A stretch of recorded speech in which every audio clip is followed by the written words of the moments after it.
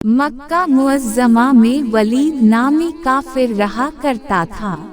उसका एक सोने का बुत था जिसकी वो पूजा किया करता था।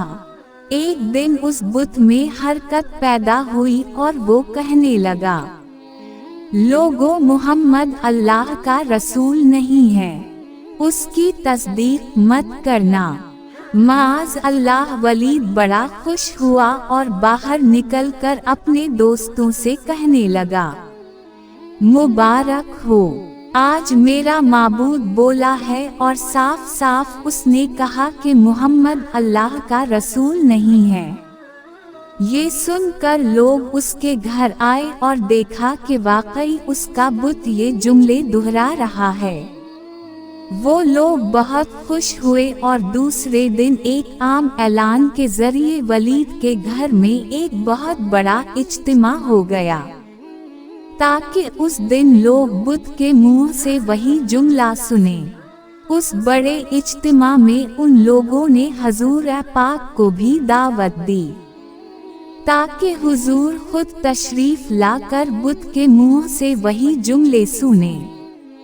चुनाचे हजूर पाक भी तशरीफ लाए। जब नबी करीम तशरीफ लाए तो बुत बोल उठा, ऐ लोगों, खूब जान लो कि मुहम्मद अल्लाह के सच्चे रसूल हैं। उनका हर इरशाद सच्चा है और उनका दीन हक पर है।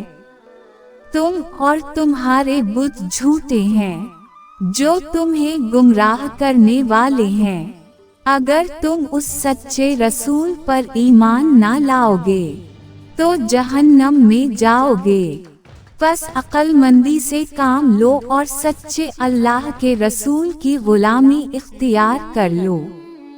बुत की ये बातें सुनकर वलीद बड़ा घबराया और अपने माबूद को पकड़कर जमीन पर दे मारा और उसके टुकड़े टुकड़े कर दिए। हजूर पाक फातिहाना तौर पर वापस हुए तो रास्ते में एक घोड़ सवार जो सब्ज़पोश था हजूर पाक से मिला। उसके हाथ में तलवार थी जिससे खून टपक रहा था। हजूर पाक ने फरमाया, तुम कौन हो? बोला, मैं जिन हूँ और आपका गुलाम और मुसलमान हूँ। जबल तूर में रहता हूँ। मेरा नाम मुअय्यन बन अलाबर है। मैं कुछ दिनों के लिए कहीं बाहर गया हुआ था। आज घर वापस आया तो मेरे घर वाले रो रहे थे।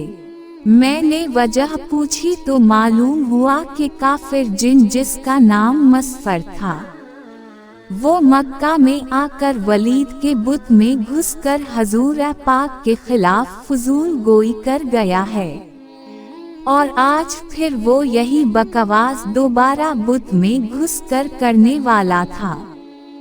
इससे पहले वो आपके मुताल्लिक बकवास करता, या रसूल अल्लाह, मुझे सख्त गुस्सा आया। मैं तलवार लेकर उसके पीछे दौड़ा और उसे रास्ते में कत्ल कर दिया।